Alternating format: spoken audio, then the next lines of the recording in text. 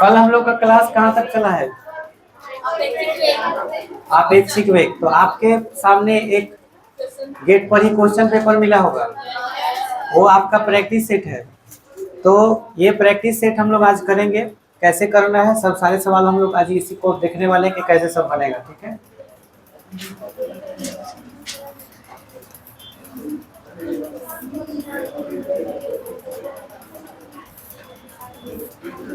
देखिए जिस दिन प्रैक्टिस सेट मिलेगा उस दिन अगर कोई ऑप्शन करता है तो उसके बाद दूसरे दिन हम प्रैक्टिस सेट नहीं दे सकते हैं। वो उसका प्रॉब्लम है, वो ऑप्शन किया वो गया उसका, वो अपना किसी से लेकर के अपना प्रिंट कराते रहेगा। मेरा जिम्मेवारी होगा जिस दिन हम प्रैक्टिस सेट देंगे उस दिन मेरा जिम्मेवारी रहेगा। ऑप्शन किए ये आपका प्रॉब्लम, पहले ही बोल रहे हैं।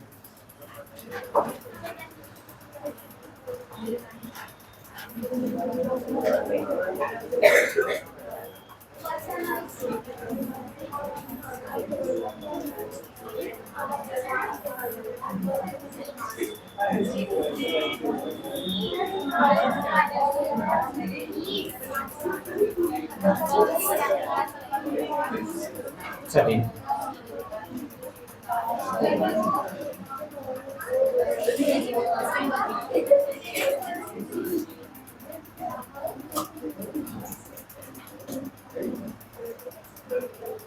पहला प्रश्न का हम लोग बात करेंगे।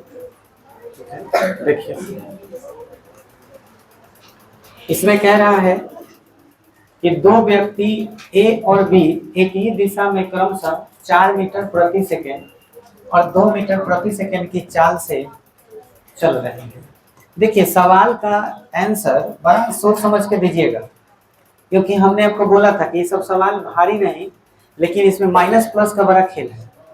अगर आप एक भी छोटा सा मिस्टेक करते हैं मतलब आपका कॉन्सेप्ट क्लियर नहीं है। ठीक है, तो हमें खाली ये बताइए कि इसमें किसका चाल निकालना है, मतलब किसका वेग निकालना है, ये बताइए। इसमें बोला है कि ए को बी का आपेक्षिक वेग क्या दिखाई देगा। सवाल में देखो कितना बड़ा टर्निंग पॉइंट है, दिखाई देगा।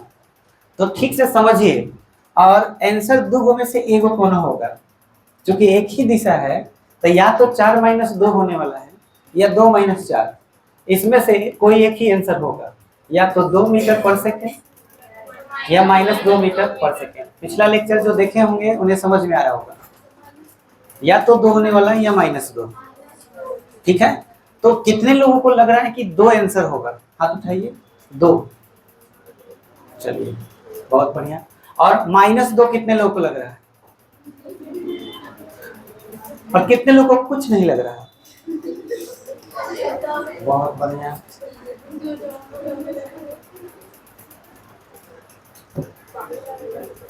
ऐसे मुझे पता चल गया है जो हाथ नहीं उठाया। ठीक है, चलो समझते हैं बढ़िया से। इसमें कह रहा है कि ए और बी एक ही दिशा में जा रहे हैं, तो मान लो कि ए भी इस तरफ जा रहा और बी भी इस तरफ जा रहा है। ए का चाल 4 है, 4 मीटर पर सेकेंड, और बी का 2 मीटर पर सेकेंड। ठीक है, हमसे पूछा गया है कि ए को बी का आपेक्षिक वेग क्या दिखाई देगा। ए को क्या दिखाई देगा और किसका? बी का। ध्यान दीजिएगा, हमें ए को टारगेट में लेना है, फ्रेम में ए को लेना है। ए को क्या दिखेगा, बी आगे जाते हुए या बी पीछे जाते हुए? यस, यही तो समझना है। आप जब तक ये चित्र नहीं विजुअलाइज नहीं कीजिएगा, इमेजिन नहीं कीजिएगा, आपको समझ में नहीं आएगा। बस ये बोला है ना कि आप ये बताओ ए को क्या फील होगा। ए तो भाई 4 से जा रहा, बी कितना से जा रहा? 2 से, तो ए का स्पीड ज्यादा है। अब ये बोला है कि बी तुम्हें किस तरह का दिखेगा, आगे जाते हुए दिखेगा या पीछे जाते हुए दिखेगा? बिल्कुल पीछे जाते हुए, क्योंकि इसका स्पीड क्या है? ज्यादा। अगर ये पीछे जाते हुए दिखेगा तो डायरेक्शन अपोजिट हो गया कि नहीं? डायरेक्शन अपोजिट हो गया। समझ में आ गया? और यह किसका चाल कहलाएगा, बी का चाल कहलाएगा या ए का चाल? सोचो, बस में एक आदमी बैठा है और एक आदमी साइकिल से जा रहा हो बस के डायरेक्शन में, तो साइकिल वाला तो स्लो होगा, अब ये बस में 2-3 आदमी आपस में बात कर रहे हो और वो बोल रहे हो कि तुम्हें ऐसा नहीं लग रहा कि साइकिल वाला पीछे जा रहा है? बिल्कुल जा रहा होगा, क्योंकि उस वक्त बस का चाल ज्यादा रहेगा और साइकिल का चाल कम रहेगा, तो वो पीछे जा रहा होगा। तो अब बताओ, बस का चाल 4 है अगर, और साइकिल का चाल अगर 2 है, तो हम जो डिस्कस कर रहे हैं किसके बारे में कर रहे हैं? बी के चाल के बारे में, यानी साइकिल के बारे में, या बस के बारे में? साइकिल के बारे में। यानी चाल किसका पूछा है, बी का या ए का? यस, बी का पूछा है। समझ में आया? तो इसमें भी लिखना एक बहादुरी वाला बात है कि हम जो चाल लिख रहे हैं वो बी का लिख रहे हैं कि ए का लिख रहे हैं। तो किसका लिख रहे हैं? बी का। किसके तुलना में? ए की तुलना में। तो आंसर 2 - 4 या 4 - 2? 2 - 4, आंसर होगा -2 मीटर प्रति सेकेंड। अब सही आंसर, अब यहाँ व्याख्या हम क्या करेंगे, एक्सप्लेनेशन क्या करेंगे। तो सवाल ने क्या पूछा है, ए को बी का अपेक्षिक वेग क्या दिखाई देगा? तो हम कहेंगे कि बी ए को ऐसा लगेगा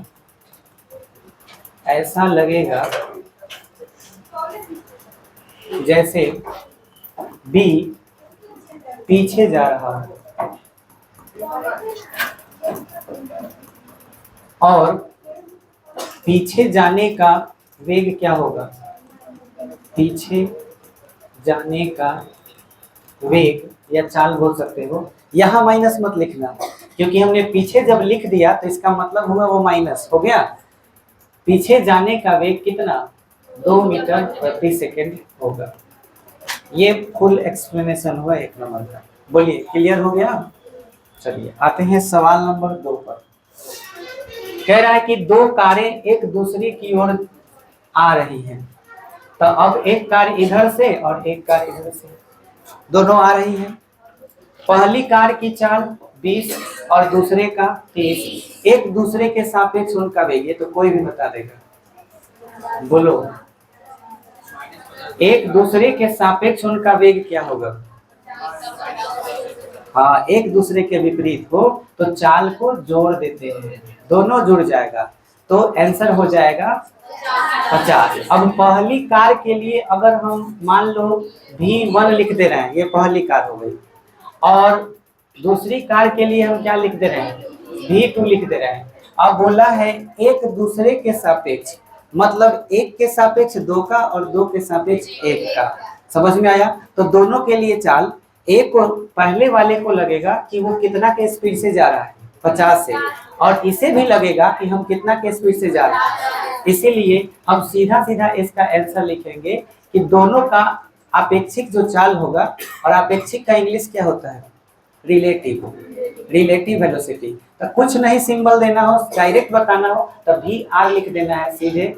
20 + 30 बराबर 50 मीटर प्रति सेकंड। बोलो VR क्यों लिखे? R means relative velocity. जब दोनों एक दूसरे के करीब आ रहा हो तो दोनों के लिए 50 होगा। स्पेशल अगर किसी कार का पूछता तो हम डायरेक्शन देखते कि पूरब है या पश्चिम, दाएं है या बाएं, लेकिन दोनों के लिए पूछ दिया है तो आंसर क्या होगा? 50। बोले, क्लियर हो गया? अच्छा, तीसरा नंबर क्वेश्चन देखिए क्या है। एक नाव स्थिर जल में 6 मीटर प्रति सेकंड से की चाल से चल सकती है। यदि नदी की धारा 2 मीटर प्रति सेकंड हो तो नाव की भूमि के सापेक्ष गति क्या होगी जब वह धारा के दिशा में चल रही है? चलिए पहले नाव वाला कॉन्सेप्ट समझ लेते हैं, ठीक है? सबसे पहले नाव से और धारा से संबंधित कोई भी सवाल होगा तो नदी जब भी बनाना होगा तो ऐसे 2 गो चिन्ह खींच दीजिएगा, तो ये हम मान के चलेंगे कि ये क्या है? नदी है। समझ में आया? नदी में नदी के चौड़ाई का बात करेगा तो ऐसे कोई लाइन खींच देंगे तो ये काफी हो जाएगा, नदी का चौड़ाई हो जाएगा। सारा बात ध्यान से सुन लीजिएगा। एक और बात जो 10 क्लास में आप लोग नहीं पढ़े होंगे वो अभी क्लियर कर देते हैं। सब लोग एकदम ध्यान से सुनिएगा। अब जो बताने जा रहे हैं, आपको न्यूमेरिकल में बार बार 37 डिग्री और 53 डिग्री मिलने वाला है, ठीक है? 37 डिग्री या 53 डिग्री बोलेगा तो आप सभी लोग को याद रखना है 3, 4, 5, 3 को नंबर याद रखना है। 37 के सामने 3 लिखना है और 53 के सामने 4 लिखना है, और 90 डिग्री जो हो गया उसके सामने 5 लिखना है। बात बुझाया? और कभी भी हम आपसे बोले कि बोलो साइन 37 का मान कितना होता है, तब p/h करना है। तब थीटा के सामने वाला भुजा लंब, तब 3 बटा में 5, तो साइन 37 डिग्री का मान कितना हो गया, 3/5 याद रखना है। फिर अगर आपको cos 37 मिल जाए तो आंसर क्या बोलिएगा, b/h यानी कि 4/5। कोई अगर कह दिया साइन 53 डिग्री का मान बताओ तो क्या होगा, बोलो साइन 53 डिग्री 53 के हिसाब से ही लंब हुआ, तो p/h यानी कि 4/5 और cos 53 का मान 3/5 हो जाएगा। सीधे सीधे अब बात करते हैं tan 37 का मान,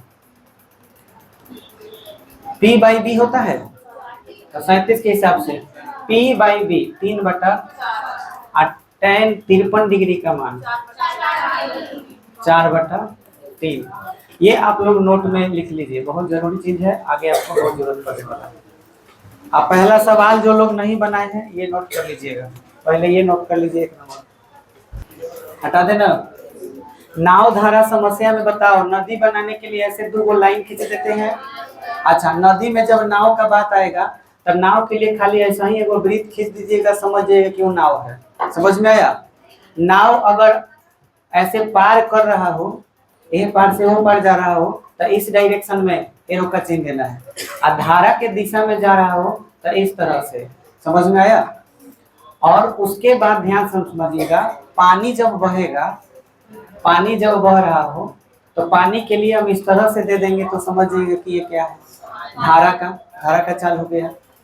अब एक बात हमको बताइए कि अगर धारा इस डायरेक्शन में बह रहा हो और धारा का चाल 10 मीटर प्रति सेकेंड, ठीक है, और एक आदमी इसी जगह पर नाव से जा रहा है, तो बोलो नाव चलाने की जरूरत है उसको, आराम से दौड़ते चला जाएगा 10 मीटर प्रति सेकेंड से। अच्छा, मान लो कि उसका मन है कि तनी और स्पीड में जाए और वो नाव को बढ़ा दिया 2 मीटर प्रति सेकेंड से, तो नाव के साथ साथ धारा का चाल भी मिल गया, तो टोटल नाव का चाल कितना हो गया, बोलो बुझा गया? अब आते हैं सापेक्षता वाला बात पर, यानी अपेक्षित वेग की बात। मान लो कि यहाँ किनारे पर एक आदमी है, अब किनारे पर एक आदमी है तो यहाँ का आदमी, फिर नाव और फिर धारा, 3 चीजें हैं। अब प्रश्न है मेरा कि नाव की चाल क्या है, तो सवाल तुम पूछोगे ना कि सर किसके सापेक्ष, ठीक है, तो सवाल आंसर है बने हम ये कि आदमी के सापेक्ष बताइए। इसके सापेक्ष नाव कितना स्पीड में दिखेगा, 12 दिखेगा, क्योंकि दोनों में जा रहा है। अब बुझा गया? अच्छा, अब अगर हम बोले कि यहाँ धारा का चाल कितना है, तो तुम लोग पूछे ही नहीं कि सर किसके साथ, इसी आदमी के साथ 10 है, बात बुझाया? अच्छा, नाव के चाल कितना है, इसी आदमी के साथ। कुछ देर पहले 12 बोलने रहा है, कुछ देर पहले बाबू लोग बारे करे तो ओकरे के दूध करे। अच्छा, एकरा के छोड़ के बोले के बाद दूध, यही ना सोच रहा है सर। अरे नलायक, कि तब धारे पर ना है नाव, तब धारा तो बह ही रहा है तो नाव भी तो बहेगा ही। बात बुझाया? ऐसा थोड़ी है कि उसका मन है कि ना हो ना बहे, पानी बहे तो बहे, ऐसा हो सकता है? उसके लिए 3-4 आदमी को नदी में उतरना पड़ेगा, अधवा के नाव रखना पड़ेगा। और बताओ लोग कितना चाल है। तो यहाँ पर आप बात समझ गए। आपको ये ध्यान में रखना है कि बाहर की तुलना में ही सवाल में पूछता है। अब क्या क्या पूछेगा देखिए, कभी पूछ देगा कि एह पार से ओह पार तैर के जाना है, यहाँ से ठीक सामने जाना है। मान लो कि यहाँ राम है, यहाँ राम के बहन है, राम अपनी बहन के पास जाना चाहता है और एकदम उसी के पास जाना है, तो बोलो कैसे तैरेगा कि वो अपने बहन के पास चला जाए?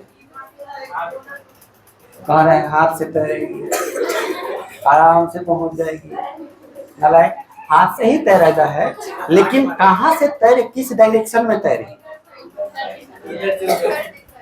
एगो ऑप्शन नंबर ए, बीच में से इधर हेने से घूम के चल जाए और फिर हेने बीच में उसको तैरना होगा। तभी ना वो यहाँ पर पहुंचे। वाह बहुत तेज बात।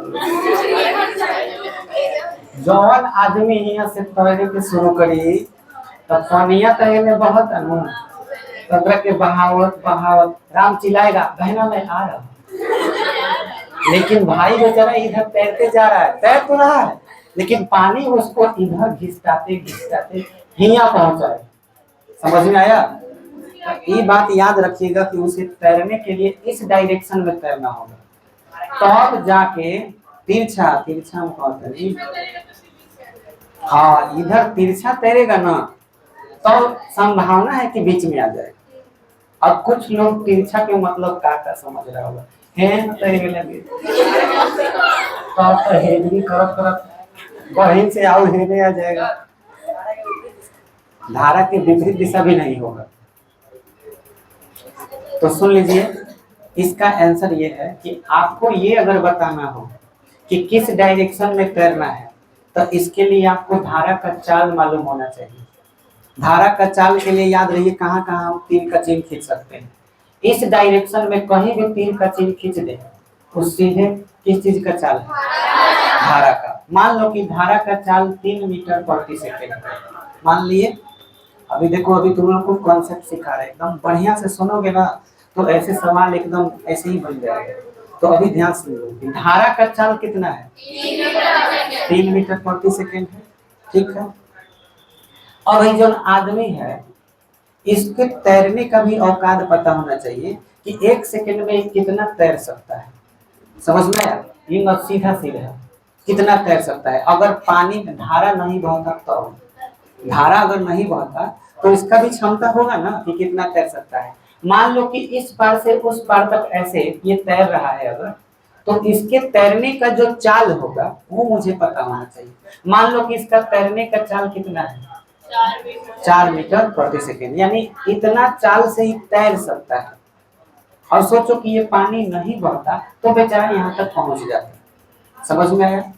तो तैरने का चाल क्या हुआ? 4 मीटर प्रति सेकेंड। धारा का चाल कितना हुआ? तैरने की जगह पर नाव भी आ सकता है। क्या जरूरत है तैर के ही जाए? नाव भी तो हो सकता है, नाव भी तो जा सकता है। तो नाव का चाल हमने क्या माना? क्लियर हुआ? अब ये वाले को अगर 4 मीटर प्रति सेकेंड मान ले इस डायरेक्शन में जाना है और इधर वाला 3 मीटर प्रति सेकेंड है तो आपको क्या करना है? तिरछा ही न पर तैरना है। तो तिरछा जब तैरना है तो ध्यान दीजिए यहाँ वाला चाल ले लीजिएगा 3 मीटर प्रति सेकेंड। हाई वाला है हाई वाला कितना हो गया? 4 मीटर। इसको थीटा मान लीजिएगा। यहाँ का कोण को क्या मान लेना है? थीटा। अब बोलिए 3 थीटा के हिसाब से क्या है? पी है और 4 तब P बटा B हुआ ना। तो बोलिए tan थीटा बराबर क्या आ गया? यानी 3/4। अब आपको क्या करना है? वो त्रिभुज बना लेना है। यहाँ का लिखना है 37, यहाँ 53। 37 के सामने 3 और यहाँ 4 और यहाँ 5। बताइए tan 37 बराबर क्या होता है? P/B यानी 3/4 यानी थीटा की जगह पर क्या होगा? 37 डिग्री। यानी जो व्यक्ति है उसका कितना कोण पर तैरना चाहिए? तो ये हो गया दिशा। 37 डिग्री के कोण की दिशा में अगर व्यक्ति या नाव जाएगा तो डायरेक्ट अपना बहिन के भी पहुंचेगा। समझ में आया? लेकिन कंडीशन धारा के चाल कितना होना चाहिए?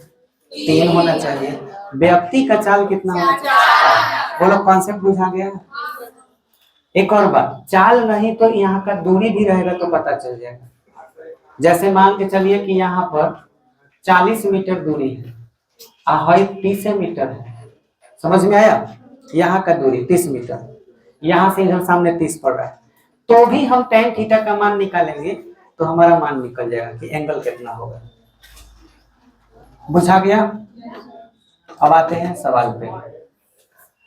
एक नाव स्थिर जल में 6 मीटर प्रति सेकंड से चल सकता है। तो मान लो कि हमने कितना हो गया है? चलो नाव हो गया, नाव नहीं नदी हो गया। क्या बोला है? नाव स्थिर जल में 6 मीटर प्रति सेकंड से चाल से चल सकती है। किसका चाल है? नाव का चाल है।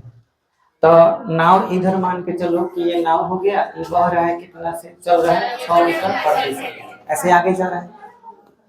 इसके बाद यदि नदी की धारा 2 मीटर प्रति सेकंड है, नदी की धारा, तो धारा के लिए मैंने ऐसे कर दिया और यहाँ क्या लिख दिया 2 मीटर प्रति सेकंड। और ये कह रहा है कि नाव की भूमि के सापेक्ष, भूमि माने किनारा हो गया या आदमी हो गया, ठीक है, भूमि के सापेक्ष गति क्या होगी जब वह धारा की दिशा में चल रही हो। तो ये धारा के दिशा में जा रहा है, यहाँ पर भूमि की बात कर रहा है या आदमी का बात कर रहा है। तो बताइए इस आदमी को कितना दिखेगा? अब बुझा गया? तो इसका सिंपल सा आंसर क्या हो जाएगा? 8 मीटर प्रति सेकंड। बोलिए क्लियर हो गया? क्योंकि अभी नाव की बात चल रही है तो हम नाव वाला ही सवाल अभी और लेते हैं। देखिए यहाँ पर लेवल 2 में नाव वाला क्वेश्चन है। बताइए क्या करेंगे पहले? चलिए एक और नदी हम बना लिए ऐसे। और बोलिए नाव का है 5, तो मान लो कि ये नाव हो गया 5 मीटर प्रति सेकंड और धारा 3 मीटर प्रति सेकंड। चलिए ये धारा हो गया 3 मीटर प्रति सेकंड। और क्या कह रहा है? नाव को ऐसे कोण पर चलना है कि वह सीधे सामने वाले किनारे पर पहुंचे।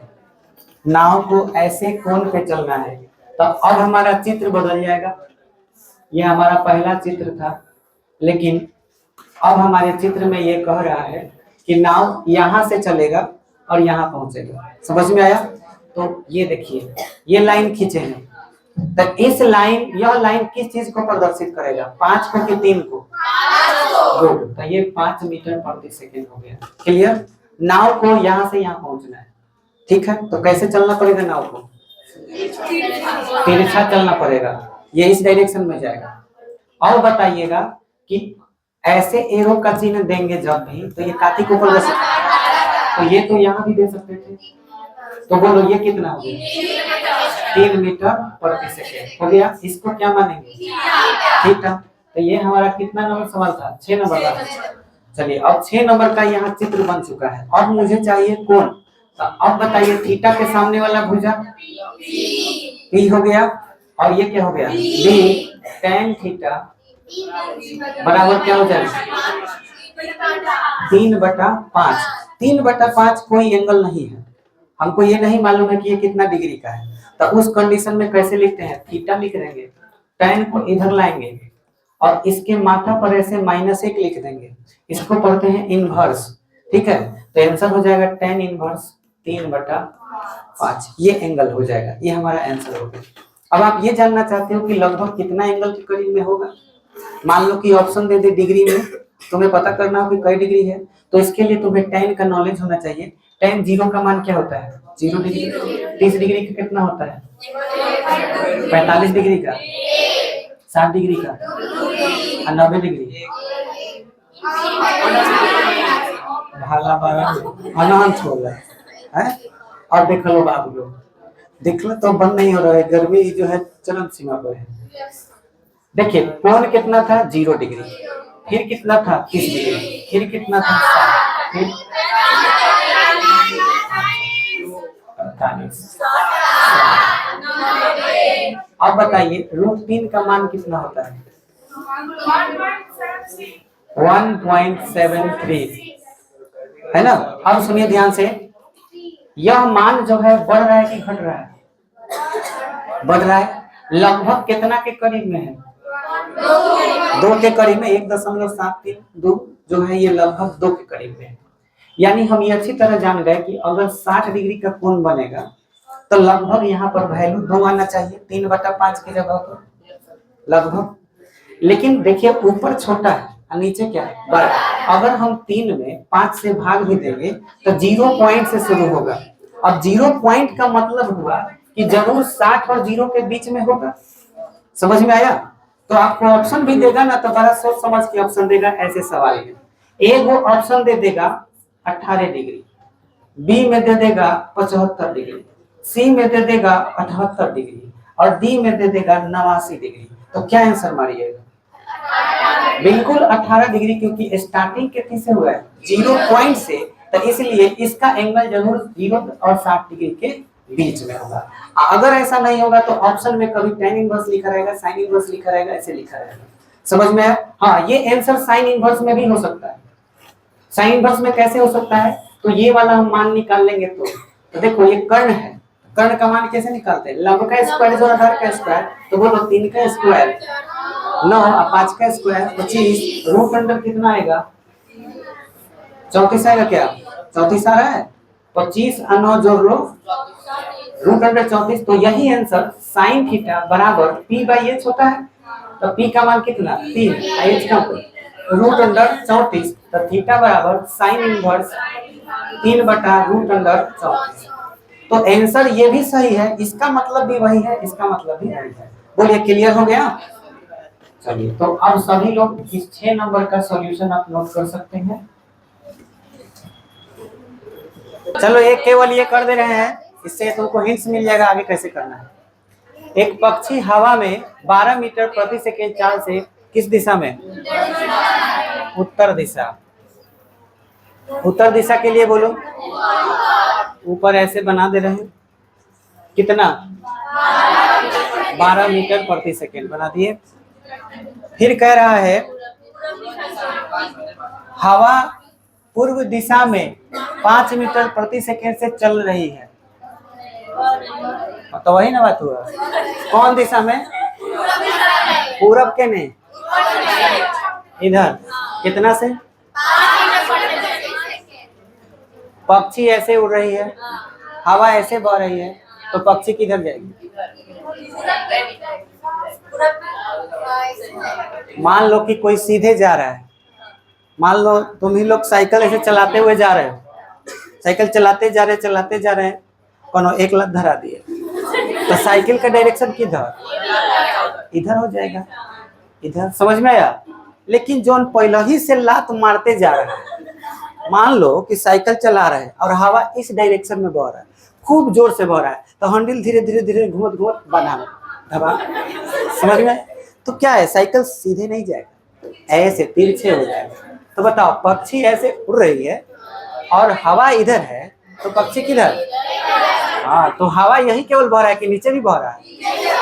देखो इधर हवा बह रहा है 5 मीटर प्रति सेकेंड, ये बेचारी इधर जा रही है, तो असल में किस डायरेक्शन में जाएगी?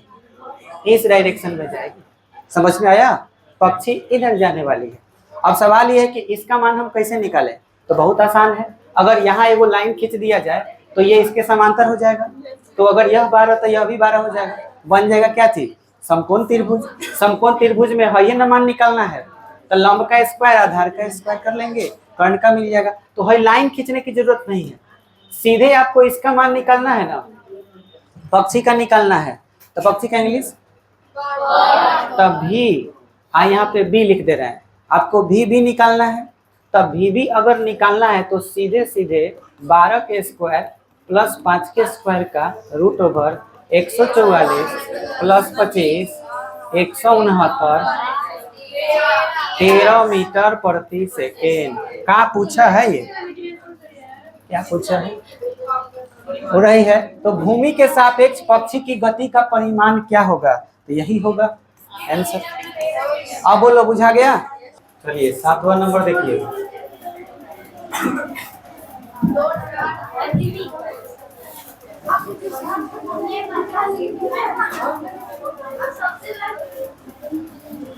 दो ट्रक क्रमशः 60 किलोमीटर प्रति घंटा और 90 किलोमीटर प्रति घंटा की चाल से एक ही दिशा में चल रहे हैं। एक ट्रक से दूसरे का आपेक्षिक वेग क्या है? तो मान लो पहला ट्रक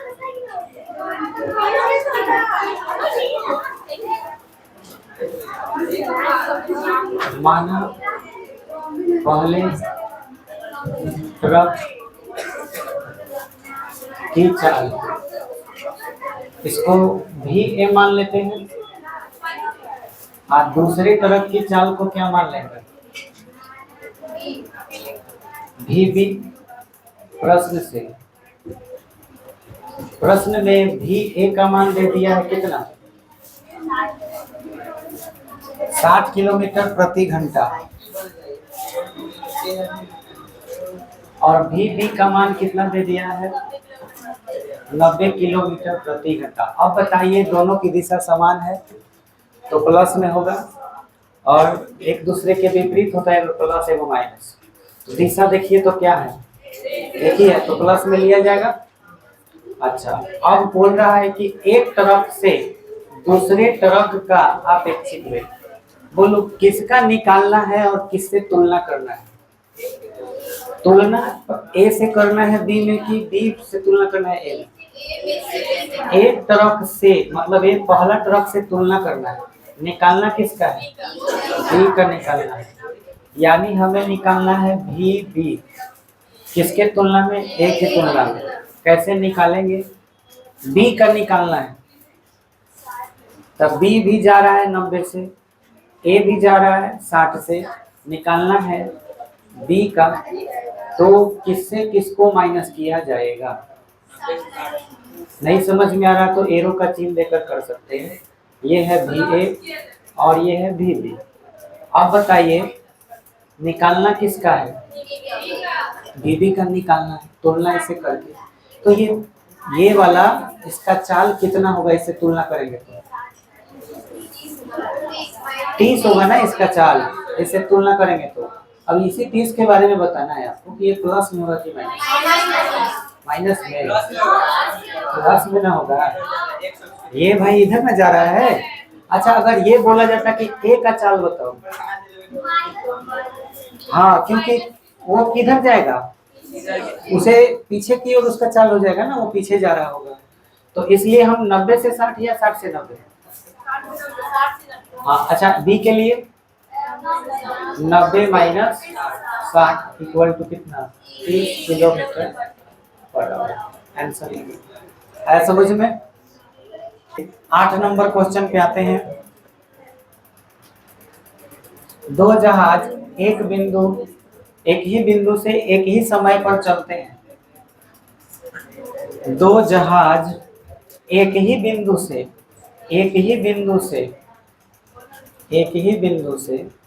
एक ही समय पर चलते हैं।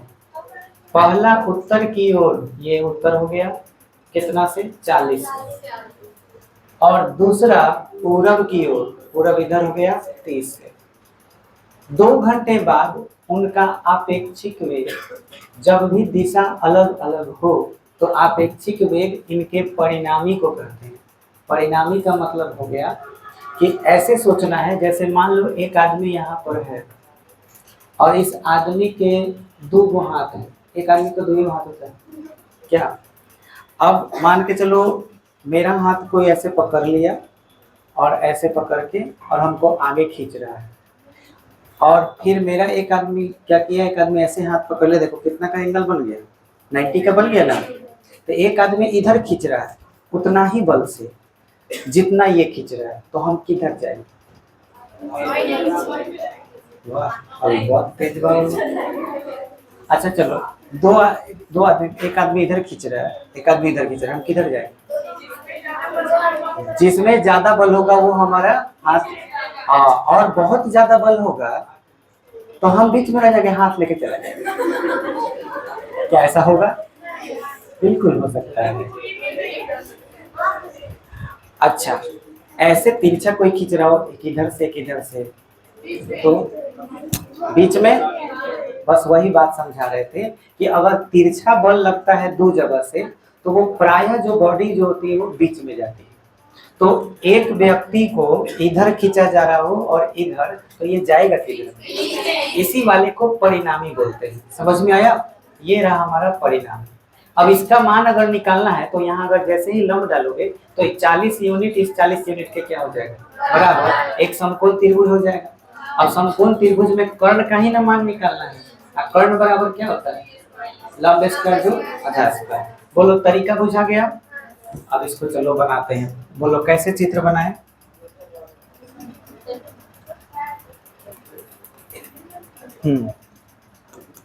सवाल के मुताबिक पहले हम लोगों को उत्तर की ओर 40 लेना है और पूरा की ओर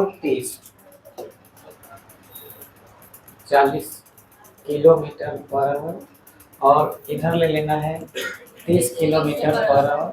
आपेक्षिक वेग ये हो जाएगा, इसको हम क्या कहेंगे? आपेक्षिक वेग। इंग्लिश होता है रिलेटिव वेलोसिटी, इसलिए इसका नाम हमने दे दिया क्या चीज? We are. और अगर हमें वी आर निकालना है, ठीक है, तो 40 का स्क्वायर प्लस क्या कर लेना है 30 का स्क्वायर का रूट ओवर, तो कितना हो जाएगा 1600 प्लस 900 हो जाएगा 2500। 16 9 25, 2500 में 25 का 5 और 2 जीरो का 1 जीरो, 50 किलोमीटर प्रति घंटा। ये आपेक्षिक वेग हो गया, समझ में आ गया? अच्छा, अब हम लोग बात करते हैं आगे क्या बोला है। कह रहा है कि 2 घंटे बाद उनका आपेक्षिक वेग और आपसी दूरी क्या होगी। तो 2 घंटे बाद चाहे 3 घंटे बाद अपेक्षित वेग तो 50 ही रहने वाला है, लेकिन ये 2 घंटा जो दिया हुआ है ना, ये इसके लिए आपको दिया है आपसी दूरी के लिए। दूरी क्या होगा, तो देखिए दूरी कैसे निकालें। दूरी निकालने के लिए हमें ये वाला दूरी पता करना होगा कि ये हवाई जहाज इधर कहाँ तक गया है, अब फिर ये पता करना होगा कि ये वाला हवाई जहाज कहाँ तक गया, और जितना दूर तक जाएगा वहां से लेके यहाँ तक का क्या निकालना होगा, टोटल दूरी। यही ना हो जाएगा कि इनके बीच बोला है आपसी दूरी। आपसी दूरी मतलब समझ रहे हो ना?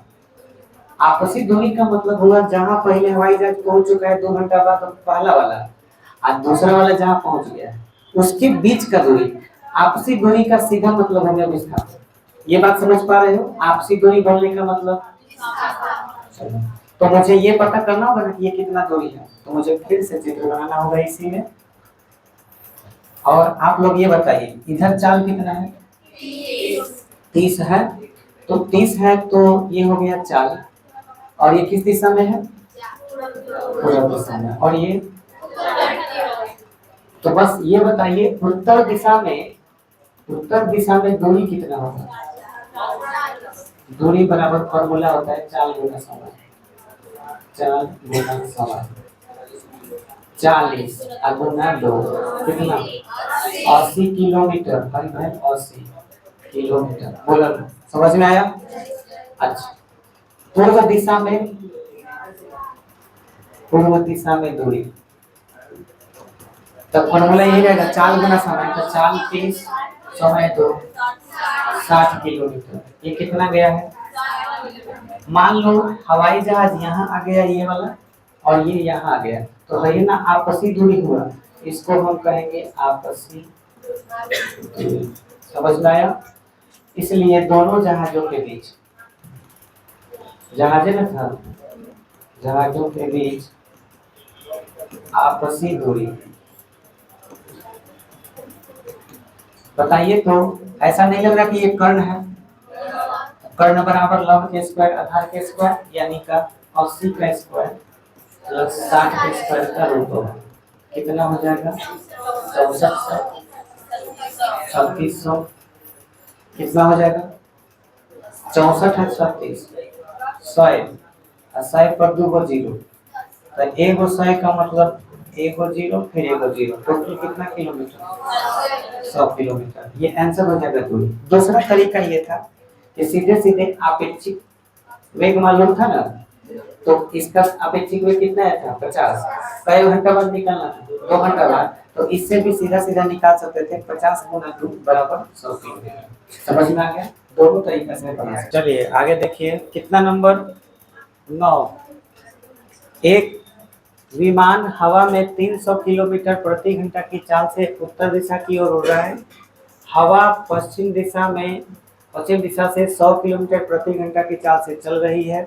भूमि के सापेक्ष विमान की चाल और दिशा दोनों ज्ञात करना है। देखिए, तो 300 किलोमीटर प्रति घंटा की चाल से उत्तर दिशा, तो उत्तर दिशा में हम लोग एक चित्र बना लेंगे। ये हो गया 300 किलोमीटर प्रति। अच्छा, उत्तर दिशा के बाद पश्चिम दिशा भी है।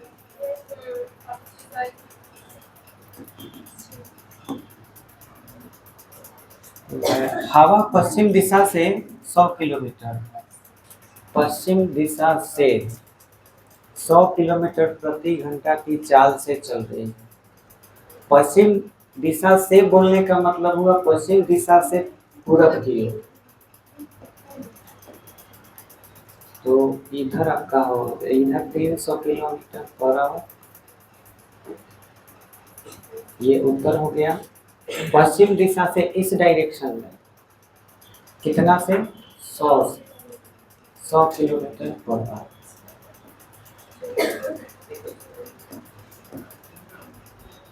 अब ये बोल रहा है हवा पश्चिम दिशा से 100 किलोमीटर की चाल से भूमि के सापेक्ष विमान की चाल, यानी वही आपेक्षिक वेग पूछा है। तो भूमि के सापेक्ष विमान की चाल क्या हो जाएगी, ये वाले डायरेक्शन में हो जाएगा वी आर। तो वी आर हमारा कितना हो जाएगा, 8 नंबर है कि 9? वी आर बराबर बताइए क्या हो जाएगा, 300 का स्क्वायर प्लस 100 का स्क्वायर, तो हो जाएगा 900। 9 पर हो जाएगा 4 को 0, 2 को 0 का स्क्वायर करेंगे तो 4 को 0 आ जाएगा, और यहाँ पर भी 1 पर 4 0 आ जाएगा। ठीक है, 90,000 10,000 टोटल आपका हो जाएगा कितना, 1 लाख। तो टोटल 0 कितने हो जाएंगे, 2 2 4 5, इतना हो जाएगा। तब 2 0 का निकल जाएगा, 10 बच जाएगा। तो 100 root under 10 kilometre per hour, ये हमारा वी आर का मान हो गया। इसके बाद क्या बोला है,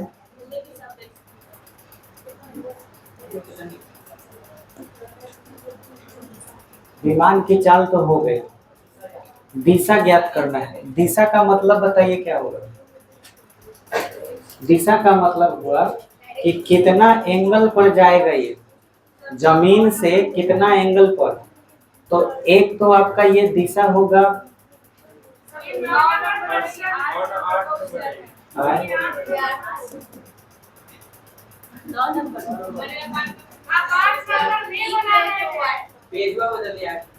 मतलब 9 नंबर है ना ये, ठीक है। अब ठीक है,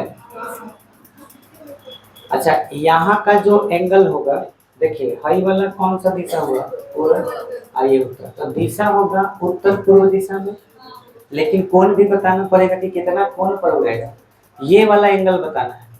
तो ये वाला एंगल बताने के लिए हमें यहाँ पर एक लंब खींचना होगा, तो ये कितने यूनिट के बराबर हो जाएगा, 300 किलोमीटर पर आवर। यहाँ के कोण को क्या मानना होगा, थीटा। तो ये और ये कौन से त्रिकोणमिति में आ गए, tan में आ जाएंगे। तो हम लोग tan थीटा बराबर फॉर्मूला पढ़े हैं P/B, यानी 300 बटा में 100 कैंसिल हो गया, तो थीटा बराबर क्या हो जाएगा, tan इनवर्स 3। ठीक है, अतः हम बोल सकते हैं किसकी दिशा, विमान की दिशा। विमान की दिशा किधर होगी, अतः विमान उत्तर पूर्व दिशा में कितना कोण पर, tan इनवर्स 3 के कोण पर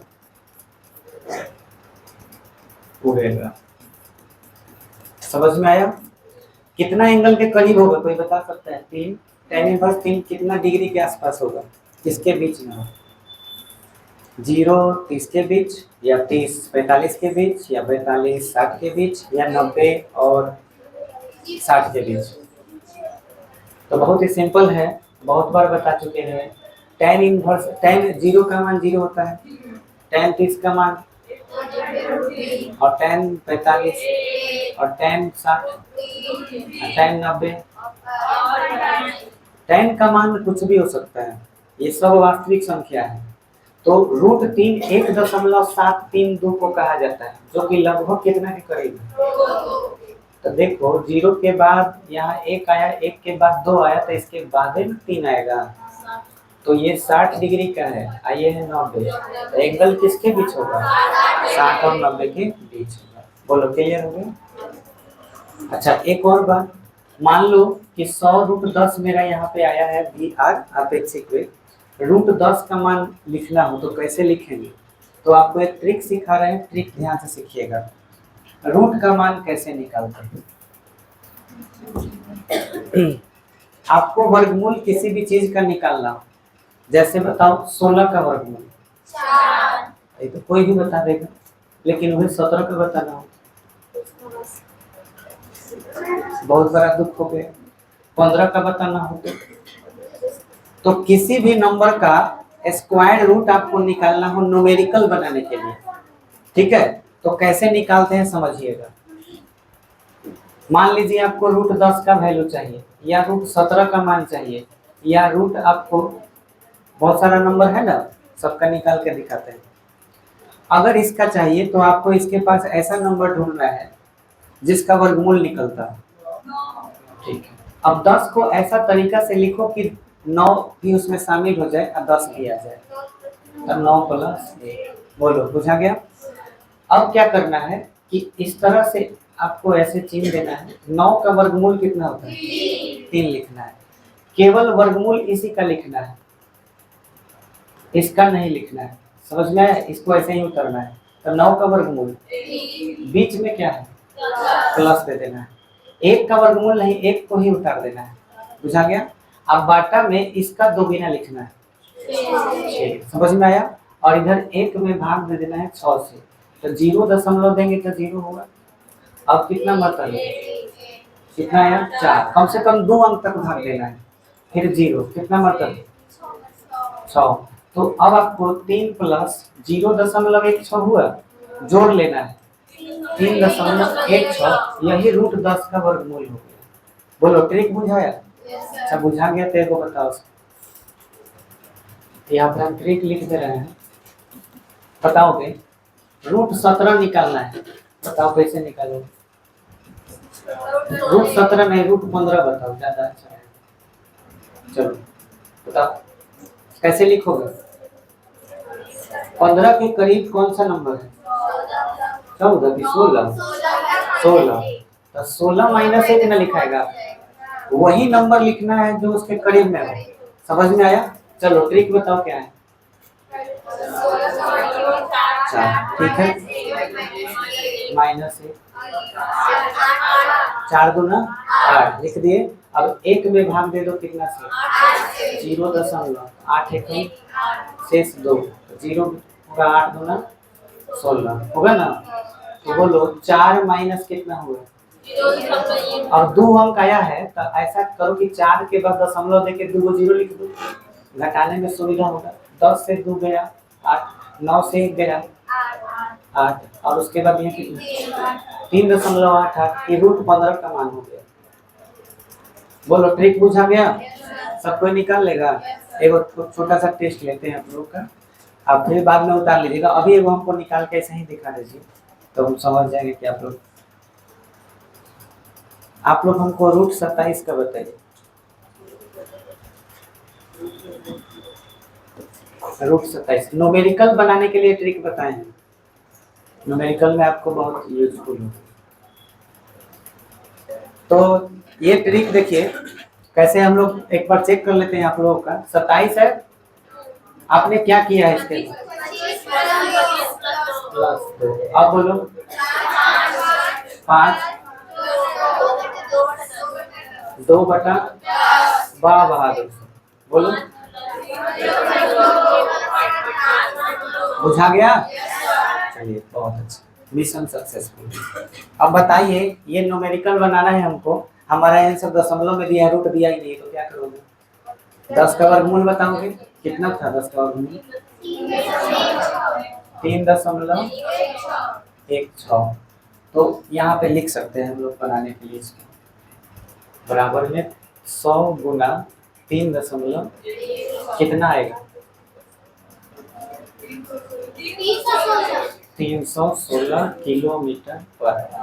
बोलो समझ में आया? ऐसे भी ऑप्शन देता है। चलिए 9 नंबर बन गया पूरा की बाकी है? बन गया। चलिए 9 नंबर उतार लीजिए और ट्रिक तो आप लोग बुझ ही गए। चलो देखो 10 नंबर बता दिए थे क्या? नहीं बताया।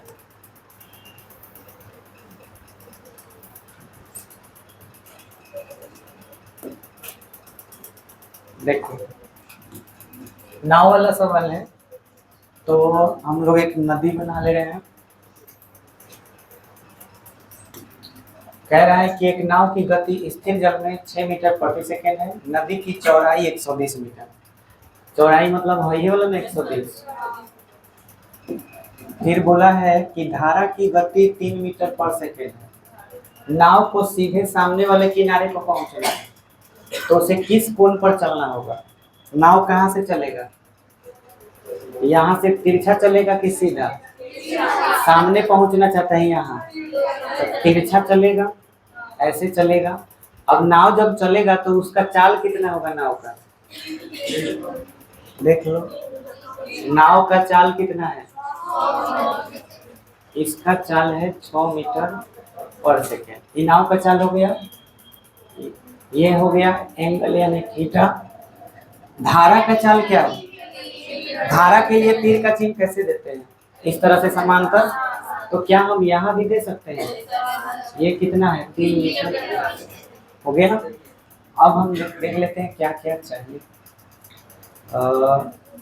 किस कोण पर चलना होगा? कोण चाहिए। कोण बताओ, कौन से त्रिकोण मिट्टी में आएगा? थीटा के सामने ये देखो, ये मीटर पर सेकेंड है, ये मीटर पर सेकेंड है। हाई है मीटर, बुझाया? तो हाई अलग चीज है, ये दूरी है। हाई दोनों एक जैसा है, तो कोण के लिए हाई ही लेना पड़ेगा।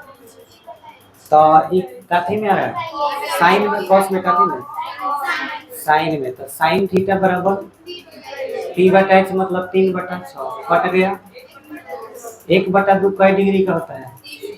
साइन 30 डिग्री का। साइन साइन कट गया। तो नाव को कितना कोण पर? 30 डिग्री के कोण पर क्या होना होगा? चलना होगा, तैरना होगा। जैसे समझ लो बातें के। अच्छा और क्या पूछा है? नाव को पार करने में कितना समय लगेगा? समय बराबर क्या होता है? समय बराबर दूरी बटा चाल। दूरी कितना है? चाल कितना है?